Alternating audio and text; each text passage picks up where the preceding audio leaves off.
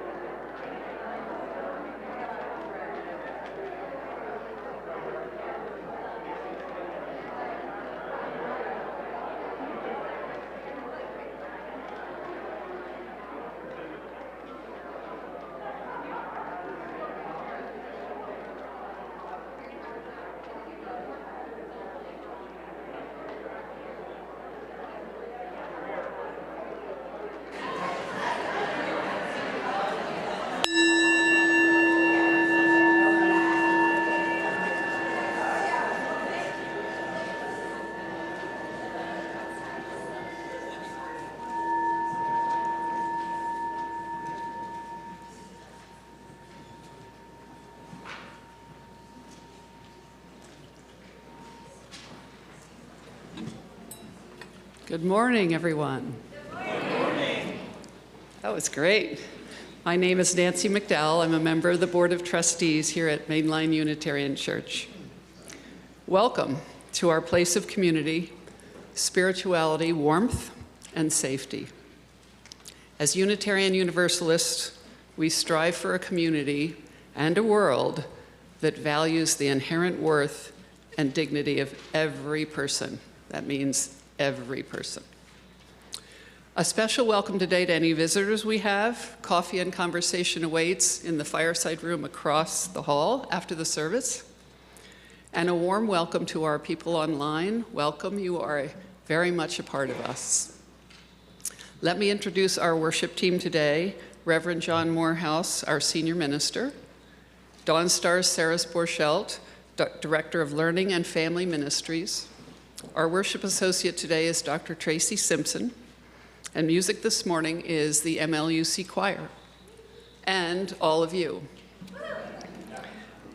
Now kindly silence your electronic devices and join me in reciting our mission statement. Together, we transform lives through love, service, and our welcoming faith.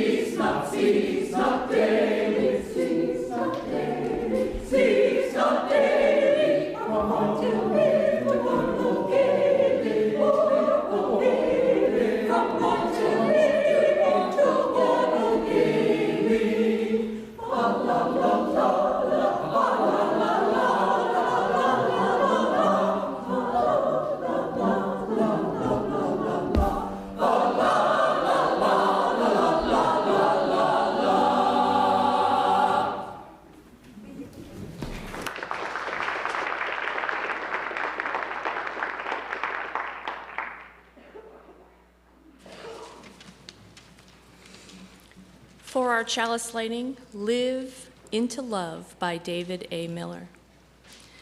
In UU congregations all over the world, people gather in an effort to live into, as best as we can, what we profess about placing love at the center of all we do. What a magnificent challenge. We are currently living in times baiting us not to love. The social and political atmosphere in which we travel insidiously tempts us to find fault, place blame, point fingers, and increase that which can tear us apart.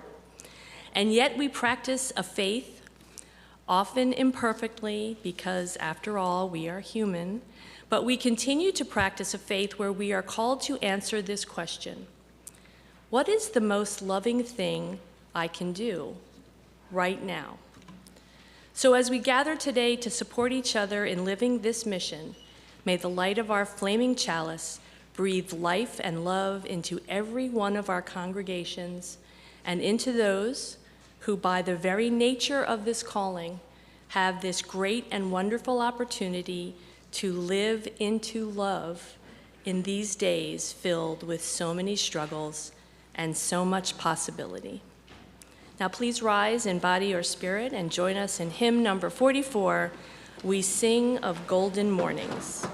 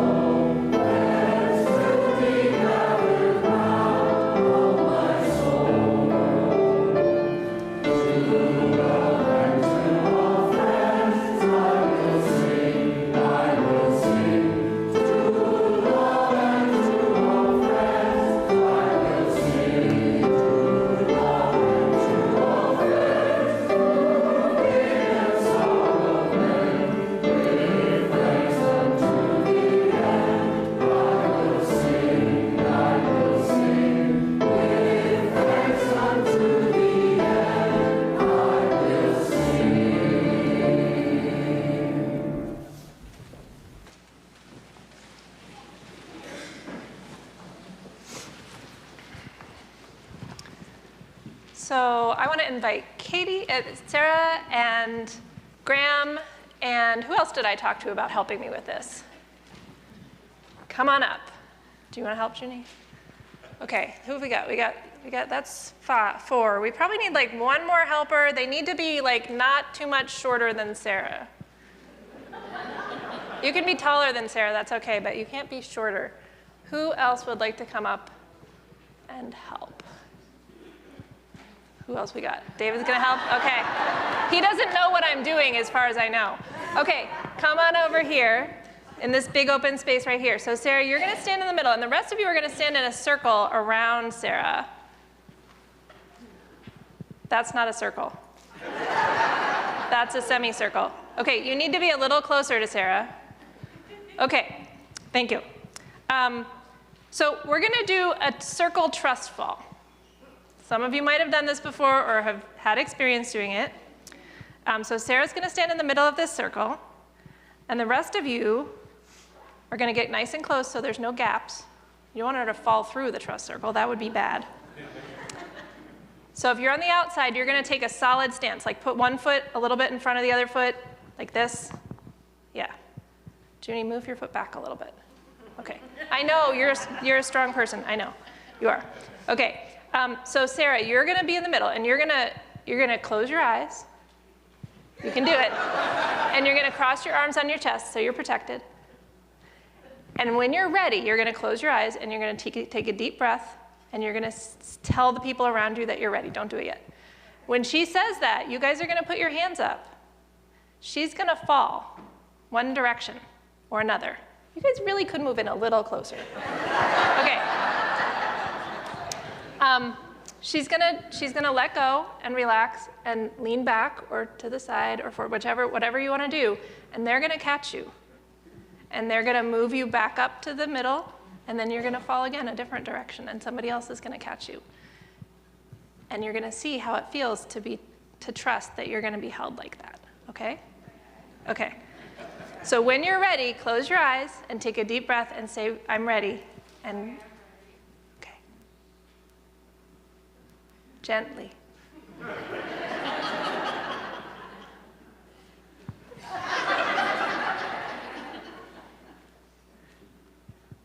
And when you're ready, stand back up and open your eyes. Okay. So what did that feel like? It felt weird. Felt weird. What did it feel like to watch it from the outside? I didn't get a microphone, but you can tell me and I'll repeat it. Scary. Scary? That looked scary? Funny? What else? I wanted her to fall towards this guy. Yeah, that's her brother, so. I figured that was her brother because he was pushing her hard. Does anybody else want to get in the middle and try it? David will go in the middle? Okay. Okay, so cross your arms and close your eyes and say you're ready. Okay. And then you got to fall.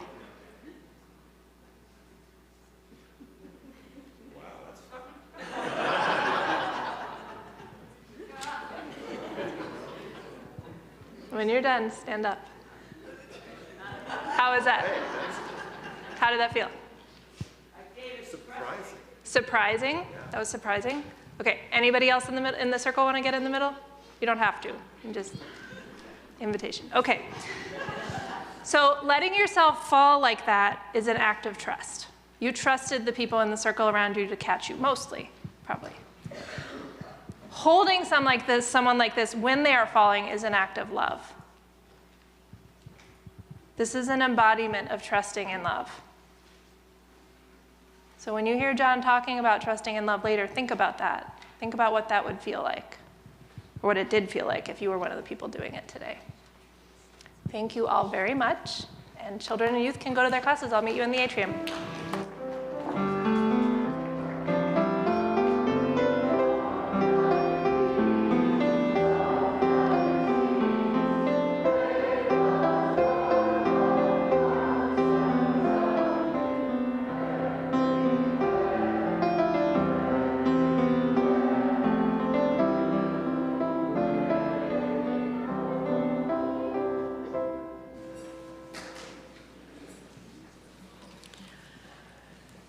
So the recipient of March's offering outreach is Pennsylvania Interfaith Power and Light. Pennsylvania Interfaith Power and Light works to cultivate a religious response to the threat of climate change. They see climate change as a moral issue, one that demands a response from people of faith. They work to protect the Earth's ecosystem, safeguard the health of all creation, and ensure a just transition to sustainable futures for us all. They do this through education, sustained advocacy, and fostering environmental stewardship, and they need our help. You can take a look at events they are hosting or learn how to get involved at their website, paipt.us. I'm glad I said that out loud because it's not up there. The organization aligns with the UU principle number 7, respect for the interdependent web of all existence of which we are a part. To make a cashless donation, whether watching remotely or here in the sanctuary, please follow the instructions that you see on the screen and also the QR code on the back of the order of service. The offering will now be greatly received. Will the ushers please come forward?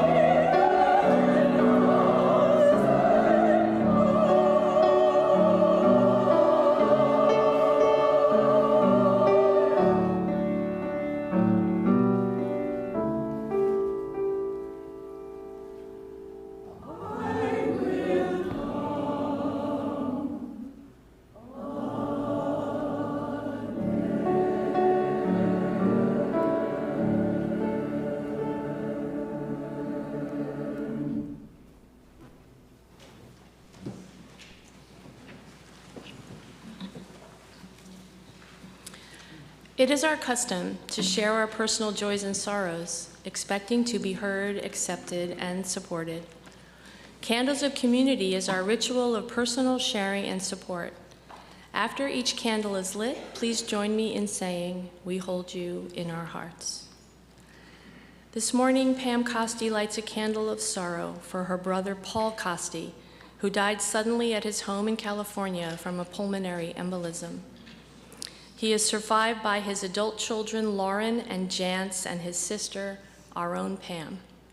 For Pam and Paul's children, we hold you in our hearts. Kathy Landay shares a candle of hope and caring for her daughter-in-law's parents, Anne and Jim, who are experiencing serious health problems. For Anne, Jim, Kathy, and the whole family, we hold you in our hearts. And Eileen Andrews lights a candle of joy for her nephew, Chris Schilling, who has established an essay contest at his children's high school on behalf of the Bayard Rustin Center for Social Justice. The competition asks students to consider their support and the personal impact of related civil rights issues.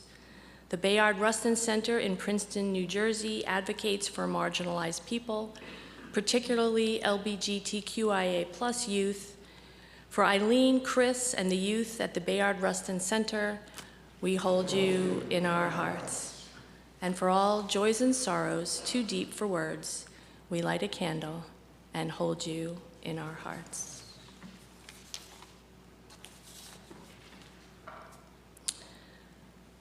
Today's reflective reading is called A Community Well by Julia Hamilton. It was inspired by We Need One Another by George Odell, which happens to be number 468 in Singing in the Living Tradition, if you want to look it up. Spirit of life, we need each other. We need one another to sit together in the dark when the electricity is out and the wind is howling.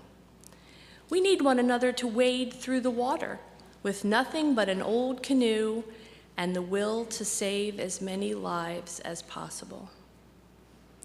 We need one another to help tear down our moldy, rotten walls and begin to put up new ones in the house that our grandfather built. We need one another when the sky's clear, and yet we are still so filled with stories that if we don't tell them to someone else, we might hurt ourselves. We need one another to make us laugh on the first good day in a long while. And we need one another so that when our own little spring of hope dries up, there is a community well from which we can drink that will keep us going until the thirst is over, the worst is past, and able to survive even when the rains come again. Now please join me for a moment of silent reflection.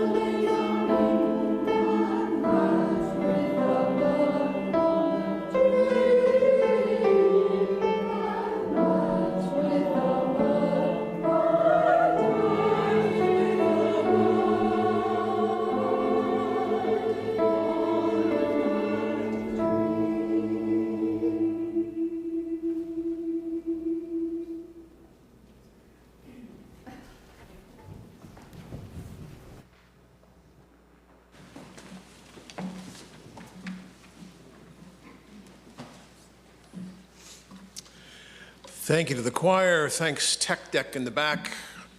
Thank you, guys. Yeah, that's right.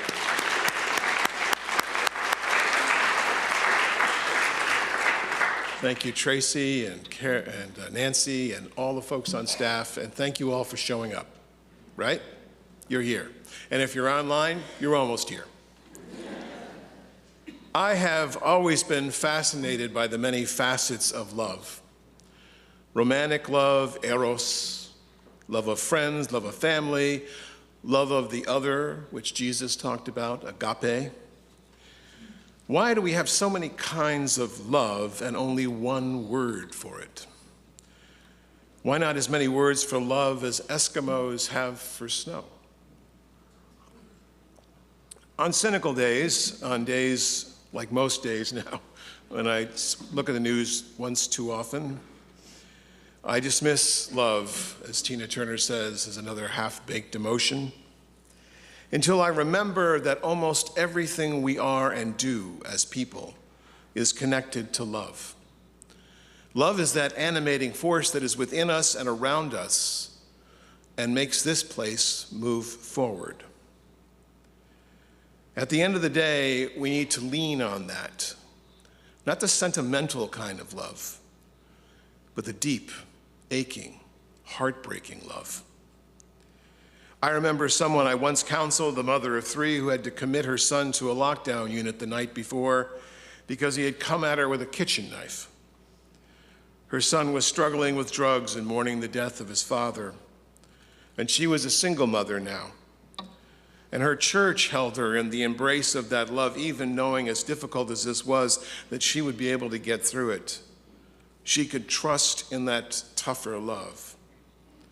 A love beyond sentimentality, a love through the storms. Now listen, I know there's a lot to be afraid of right now. But without love, we are, as St. Paul said, nothing but clanging cymbals. The love we need now is the love that stands up for us when we are lost. And we sometimes these days, I think many of us these days, are feeling lost. A story told about my colleague Kate Bastrup, who her husband, Maine State Trooper, was hit suddenly getting out of his car and killed. She didn't know what would happen next because their whole life was falling apart with herself and her 3 children. But of course, who showed up? Her church showed up. The power of love that pays that bonus when you're part of a community, and friends, if you're visiting for the first or second or third time, that's the power of community. It came in a plate of brownies, which was the leading edge of a tsunami of food that came to her and her children, a wave that turns out did not recede. Neighborhood men came to drywall the playroom and build bookshelves and mow the lawn. She said that she did not know how her house would be cleaned, but it was clean and the laundry was done, and she would have embraces and listening ears, and she would not be abandoned to do the labor of mourning alone. Love comes in those most unexpected ways, seemingly unearned ways, what sometimes we would call grace. And as I think every week about what I'm going to say to you in this unraveling of our world, I think of love. I think of love because it is still that value which holds us to the center of what is right and good in our world. And I think all of us in this room and online, I think all of us far and wide who believe in a better world can hold love at the center of our heart. We have been called to trust and love again in ways that seem almost juvenile before. We may not be ready to love the whole world yet, I get that. But for now, we can love our families and those we know and the people in this congregation. Because love has a mystery that cannot be easily put into a box. And it shows in those most unexpected ways. I came across this poem by James Wright recently. He wrote, just off the highway to Rochester, Minnesota, twilight bounds softly forth on the grass, and the eyes of 2 Indian ponies darken my kindness. They've come gladly out of the willows to welcome my friend and me, and we step over the barbed wire into the pasture where they have been grazing all alone. They ripple tensely. They can hardly contain their happiness that we have come. They bow shyly as swans. They love each other. There is no loneliness like theirs. At home once more, they begin munching the young tufts of spring in the darkness, and I would like to hold the slender one in my arms, for she has walked over to me and nuzzled my hand. She is black and white. Her mane falls wild on her forehead, and the light breeze moves me to caress her long ear that is as delicate as the skin over a girl's wrist. And suddenly I realized that if I stepped out of my body, I would break into blossom. The Irish theologian Pádraig Ó Tuama reflects that this is not a poem about anguish, but a poem that describes the love the world hides alongside its sorrows and despair. This is not a poem ignorant of isolation. There is no loneliness like theirs, it says, but it is a poem alive with a drop of consolation that can mean everything in a time of dissolution. What is it to be welcomed by those ponies in such warmth in the dying light of day? Again and again it defeats me, this reliance on others for bliss. I believe that to trust in love is to exchange it, to give it freely so it will come back. And I know we bemoan the greed of the commercial world, but for most of us, the exchange of love is something that is almost unnoticed, gentle, kind, slow. We expect and often receive goods and services in the commercial world. Occasionally we're cheated, but not often. And most of the time we buy and sell in good faith. But there's a hidden economics of being in a community like this one, in being with people who are like ourselves in the values we profess, and that deeper exchange, that quieter exchange, is love. Love pays forward for what we need. We expect to be treated with respect by those around us, and when we're not, the depth of our love depends on how much we love one another. Because friends, when the world crashes around us as it is doing now, we can always find hope and solace in a smaller community of people whose values we share. Can you hear me? Love is the most perplexing source of inspiration and madness, which is why we write all these crazy stories about it and write these songs.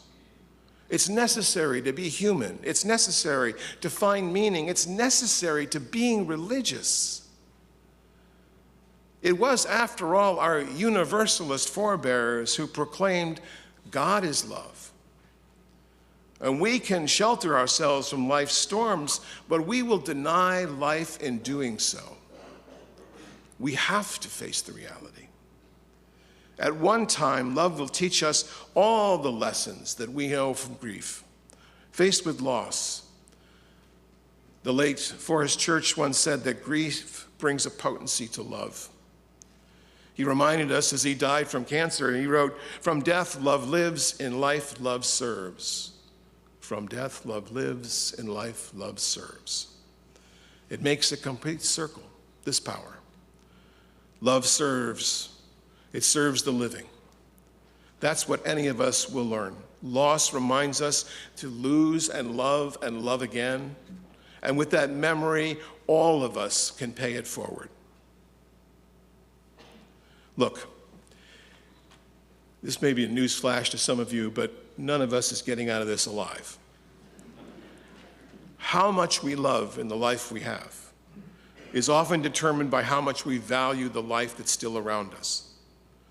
And even when we lose the ones we love, we are reminded time and time again to love even more fiercely for those who are still living. And if you're here for the very first time, or if you've been coming for decades, you are living out that love in the life of a community that you are just becoming to know, even if you think you know it. It's a sacred hoop, to love, to lose, to love again. We trust one another, perhaps romantically at first in one-to-one relationships, but communities like this one trust you really kind of no matter what you bring, unless it's really egregious. And then we have words. Words. And I want you to know that a remarkable fact that I've been watching over and over again in the months and the years now that I've been here is this power of love in this community is really quite palatable. I've watched people hold one another in the darkest of times. I've watched us do memorial services that truly live out and hold up the life of the one who lived. You see, when we lose, far from being a denial of life and love, it is in some mysterious way an invitation to love again. That's the power of being here. That's the train we're on. Last year, our denomination approved a new article of purpose. And in it, we proclaim that love is at the center of our faith. So when I say, often as I do, love is at the center of our faith, this is what I mean. It centers on our values. And by the way, these are all drawn from what was the 8 principles: interdependence, equity, justice, a new one for us, generosity, pluralism, and the one that's in our mission statement as a congregation, transformation. These values hold us together like none other, and they belong to all of us, all of you. Love doesn't come without struggle. Love struggles for the passions of what is right. Love means we have to be heartbroken. Our kids will disappoint us. Newsflash. Our parents will disappoint us. Our partners will disappoint us. Relationships disappoint us. And yet, we love.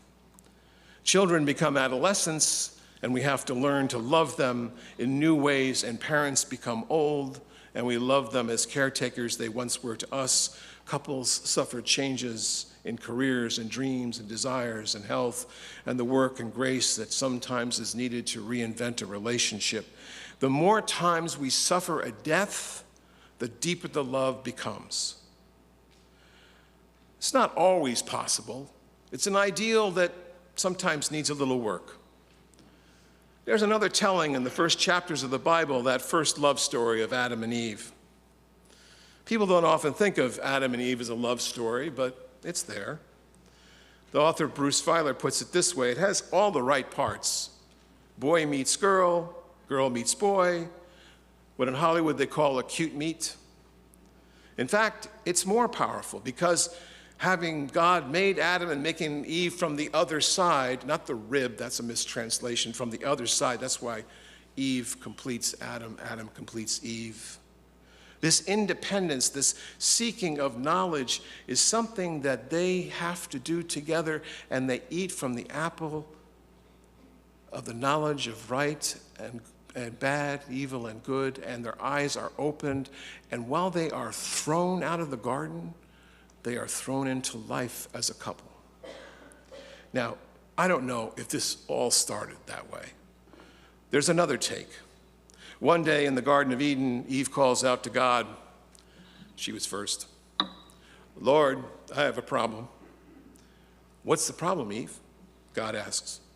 Lord, I know you created me and have provided me with this beautiful garden and all of these wonderful animals and that hilarious comedy snake. But I'm just not happy. Why is that, Eve? Says God. Lord, I'm lonely, and I'm sick to death of apples. Well, Eve, in that case, I have a solution. I shall create a man for you. A man, Lord?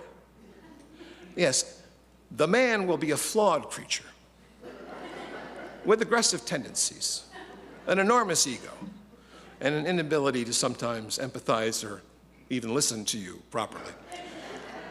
All in all, he'll give you a hard time. But he's bigger and faster and maybe a little more muscular, and he's really good at fighting and kicking a ball and hunting fleet-footed animals. Sounds great, says Eve. Yeah, well, he's better than a poke in the eye with a burnt stick, but you can have him only on one condition. What's the condition, Lord? She asked. You have to let him believe that I made him first.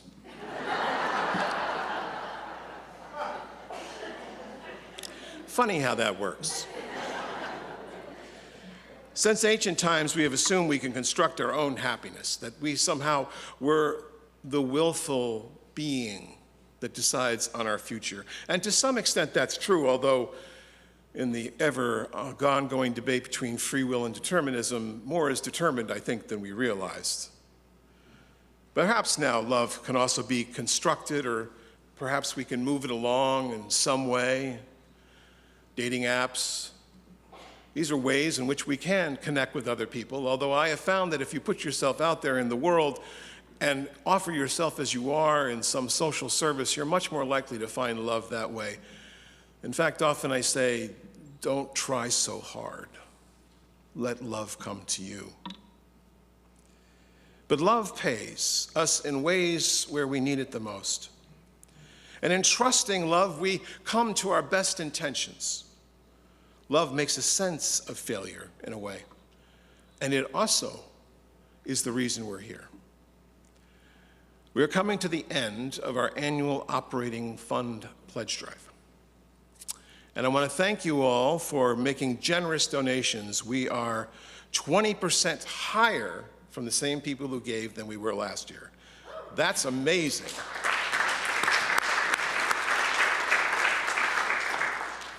However, we aren't quite there yet, because many, quite a few of you, have not yet made a pledge, and this is the time to do it, today. All you got to do is walk out those doors, and directly to the right is the pledge table. Stop by, make a pledge. You can do it online, do it today, because friends, we're looking to get 100% participation. And even if you've only been visiting a few times, make even a modest pledge for next year so that we know you're part of us, whether you're online or whether you're in the sanctuary. This is what we need to do. We need to finish this strong because we have a year in front of us, right? We have a year in front of us, and we're going to need all the help we can get. And as I like to say, generosity is what love looks like when we need to pay the bills. I'll close with this story, and I can't remember if I told you this story before, and my beloved Francis will always say, you told him that story before. And if I did, it's worth hearing again. When I was working on my doctorate in Chicago, one colleague came in one day and told us about a friend of hers named Claude. Claude was someone who was suffering from housing insecurity. He had no place to stay. He stayed in a shelter. And during the day, he would peddle newspapers on the same corner on the south side of Chicago. Janet, my friend, would pass by him on her walk every day. They talked. Occasionally, she'd buy a paper. And they had become friends in a city that was quite cold and often uncaring. It was a cold, a very deep cold in that second week of January. And Janet asked Claude if he had a place to stay. Are you in shelter at night? And he said, yeah, I do. I have a place, but I have to be out by 6 every morning. He said, if I only could get to New Orleans, he said, I have family there. They put me up. If I could get down there, I could get a job and I could get a place and I could be warm. And Janet walked away thinking about how much she cared for Claude and how much he meant to her. And she thought about her own family and how they had loved her into being. So she turned right around and she went back to Claude and she said, I can help you. I can buy you a bus ticket to go down to New Orleans. I can do this. And Claude started to cry. Really? He said, really? Really, said Janet. We can do this. And so they made arrangements to meet the next day to go down to the bus station. And Claude was packed and ready to go on his corner the next morning, and Janet drove him down to the station and bought him a one-way ticket to New Orleans. They hugged and they parted, and Janet felt overwhelmed with love and gladness that she'd been able to help. The next day, as she was walking by that same corner, there was Claude. When he saw her, he ran. She ran after him. She couldn't catch him. She didn't want to feel betrayed, but she couldn't help it. It was almost too much to bear, and so she went home and she cried. She was angry at him and angry at the privilege that made her angry, and somehow or other she got through that evening, and the next day she walks by there, and there's Claude. But this time, he doesn't run. And she faces him, and she's furious. She said, "What happened?" And he looked down at his feet and he said, "I thought I should call my family down in New Orleans before I went, so I called them and I told them that I was coming, and they told me that I wasn't welcome, that there was no place for me to stay, that there were others already sleeping on the floor, and there were no jobs, and they didn't want me. So I had to stay here." And then reaching into his pocket, he pulled out the bus ticket, gave it back to Janet. "Here you go," he said. "They told me you could get a refund. I'm so sorry to disappoint you." Janet gave him a hug and said, "No, Claude, life disappoints us, but love does not." Simone Weil once wrote, "He who is aching in every limb, worn out by the effort of a day of work, that is to say, a day when he has been subject to matter, bears the reality of the universe in his flesh like a thorn. The difficulty for him is to look and to love. If he succeeds, his love is real." I don't know where we are going now, but with love as our guide, we will get there someday. We come here to love what is real, the values that still make us human, the best of who we are, the best of what this country still means. To be reminded of our deepest aspirations, to reach out and to hold the wounded, and to make, but for a moment, a place of gladness and joy. Let's join together in this, friends, and keep doing this work, because now we are needed ever so much more. Join us as we deal and love a changed world. Amen.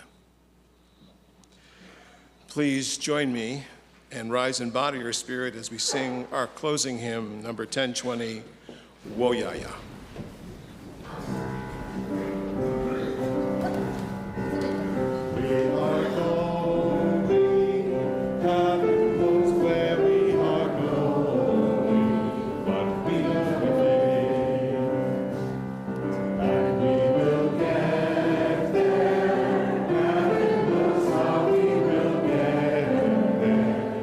We know we will.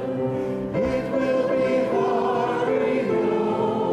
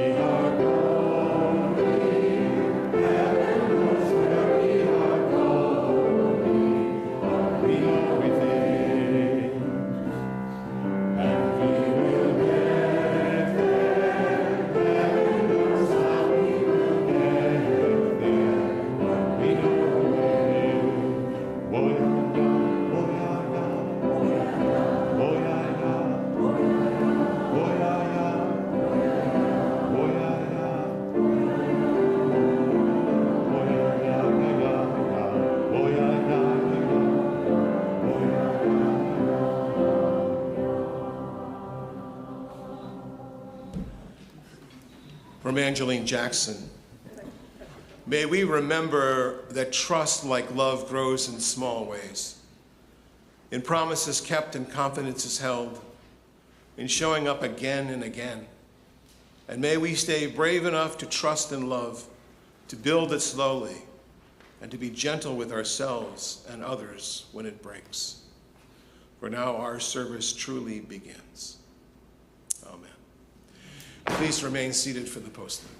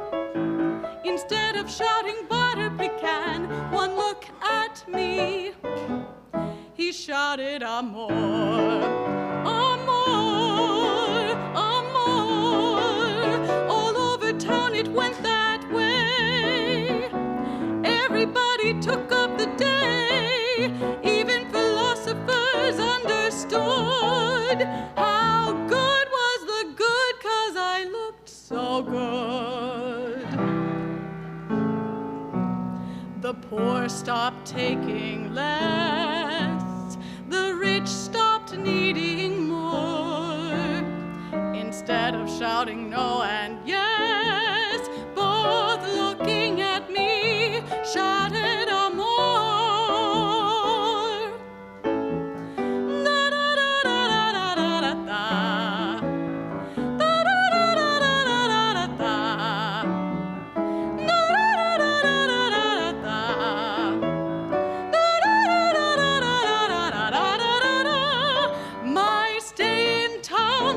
Short.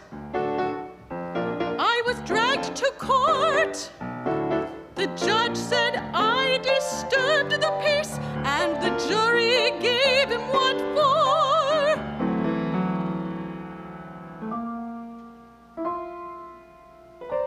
The judge raised his hand, and instead of desist and cease, Judgy came to the stand, took my hand, and whispered amor, amor, amor, amor. Night was turning into day. I walked alone away, never see that town again. But as I passed the church house door, instead of singing amen, the choir was singing